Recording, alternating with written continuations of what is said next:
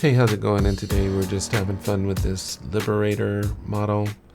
It's available for free.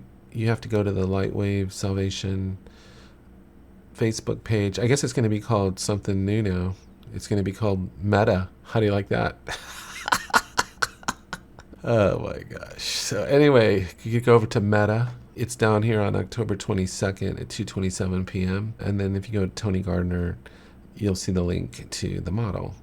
And so that's phase one of what you need to do. And so I'm going to show you how easy it is to kind of get this out of Lightwave and play around with it in another program. Okay, so I've downloaded the model. And what we're going to do is I've already played around with this for a little while already. I don't want to tell you how long. But I'll go into load, and we're just going to have to load the scene. So there it is, and we're going to load the scene. Here it comes in. It's fantastic. There it is. Great. So I want to change this view, so I'm going to hit D, and then I'm just going to go to single view. There's the model. It looks fantastic. Okay, so I'm going to switch into perspective view, and it's a little bit different view, and I can see this light's parented here. I get into all kinds of weirdness, and I don't know if this is, I don't know why exactly. I just have to get this model back out of the scene, so I can't get things quite the way I want to. Once I get it lined up the way I like it, I'm going to go to match my camera perspective, and then I can go into VPR to see what I'm looking at here. Looks great. Okay, but then it's the lighting's a problem, right? So what I'm going to do is there's one thing I don't like, this for some reason, this green color there. So I can go into the surface editor, not the scene editor, the surface editor. Surface editor. Oh, there it is. And I think like this glass dielectric, you see where it's green there, you can double click that and then just change the color. I imagined it more as an orange color, something like that. And I go okay, and then I'll change. Now remember, I did another tutorial on this. Is you can hit right click. Oh, you might have to be over here. Control right click, and you'll see the cursor blink, and when it does, you know that that color is loaded into memory right now. So you can copy that wherever else you want to. It's like if you go into here, oh, I can't see all my colors, and I wanted to change this, all I have to do is hit Alt and right click, Alt, right click, and then that should change the color. Should have changed the color. Why didn't it change the color? Let me go back. Something didn't go right. Oh, maybe I got to change it here. It's weird.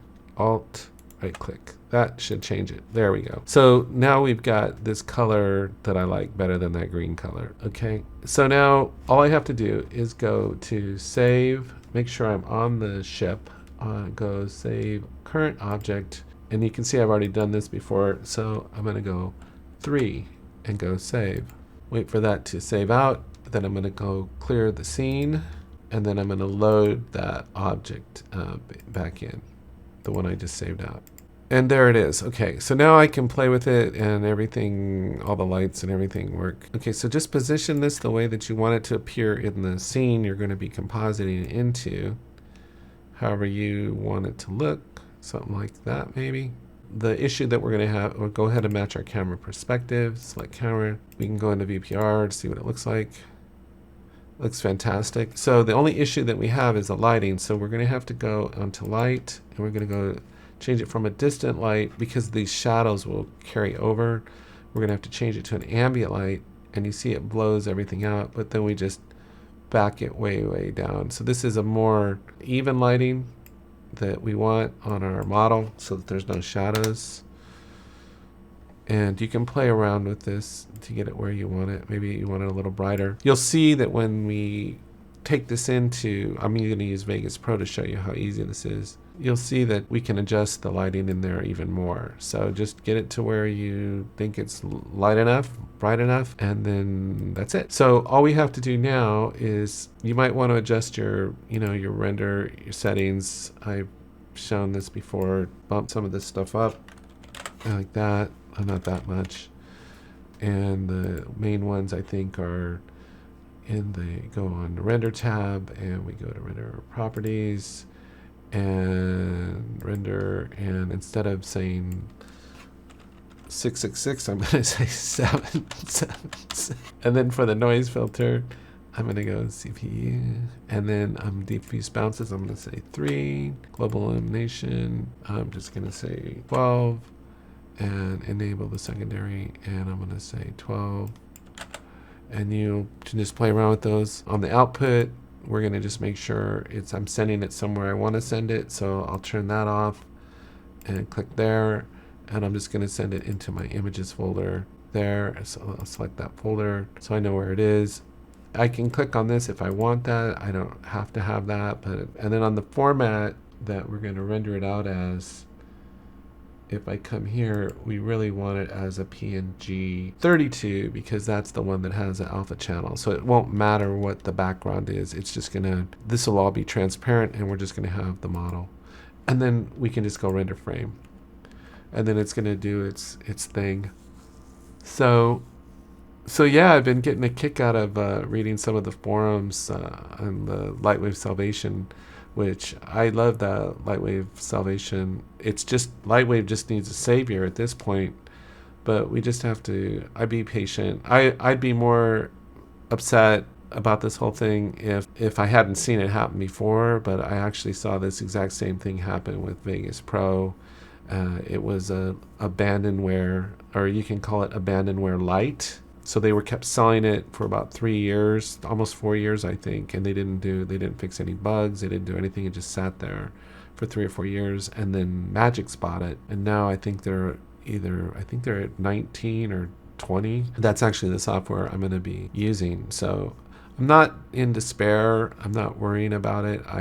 I think that, everybody has their own software programs that they use. I like Lightwave. Plus, I'm stubborn as hell, and I don't like people telling me what I got to do or don't have to do. And that's one reason I never joined the military, because I was going to join the military one time, and my friend said, you don't like one person telling you what to do. Why would you join the military? But anyway, so yeah, I don't get discouraged, and I really appreciate the things like Tony Hall's doing, because he's really keeping, the momentum going, and, letting you know that I don't know how many of us there are out there, but I like being in the minority. I like being the one told I can't do it. And I really think you're going to be a better 3D artist using Lightwave, because it forces you to find workarounds and be a problem solver. And I know a lot of people are just like, time is money and this and that, but Lightwave is the program that I got familiar with, and it opened up a whole world for me. So I feel very comfortable with Lightwave as it is. If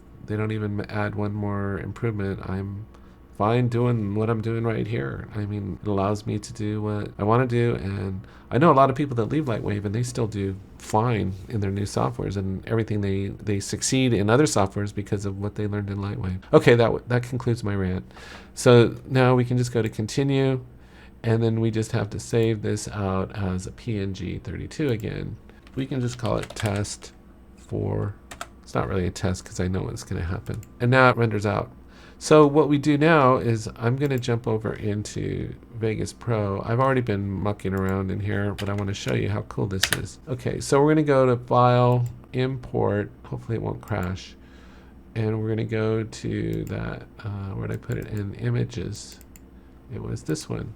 And you'll see what happens when it comes in. See, it comes in as a transparency, right? And I just bring it and drop it on the timeline. I already have background scene set up here. This is what's cool and what's awesome about Vegas. So this is the Vegas Pro part of the tutorial. But you see how evenly it's lit now, right? So all we have to do is we come here and we click on that little event pan crop, and then I can resize this. I can bring it in closer. I can push it back farther into the distance by dragging and dropping. I'm scrolling right here to do that. So let's say I want to bring it closer to that water there. I can just bring it down like that, right? Now I'm going to show you 2 cool quick settings, and that'll be a wrap for today. If you come here to Effects, Plug-in Chain, there's 2 we can add. One is called Layer Dimensionality, and we go Add. And then another one's called the Color Curves, and we go Add, and we go OK. So on Layer Dimensionality, if we click under Shadow, I can go to Drop Shadow. And you can see a drop shadow there, but we don't want it there. We want it on the ground. So if we come in here to Light Location, we can adjust the height and lower it down about there. Right there. And then we can drop the blur. We can tighten this shadow up if we want. Maybe just blur it. That's a pretty tight shadow.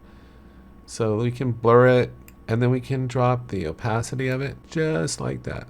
I mean, it just depends. You know, I'm not trying to be super precise with this, but you get the idea of it. And then I can come to color curves, and here's where I can just adjust the lighting on the object itself. I can pull it down. So it's really cool. So I'm just looking at the cars in the parking lot. You see that must be overcast a little bit here. See, I see that. I look at the light, the difference in the lighting. So we'll just assume it's in the shadows. We can pull this down. We can pull it down even more, however you want to do it.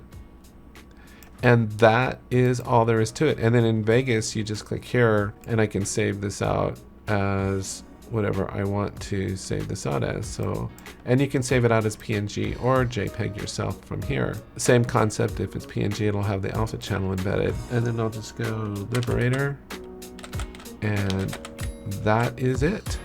So hang in there, everybody. I'm very optimistic. Like I said, if I hadn't seen this happen before, I would be worried, but I'm not worried. Just keep enjoying what you're doing, and I'll talk to you next time.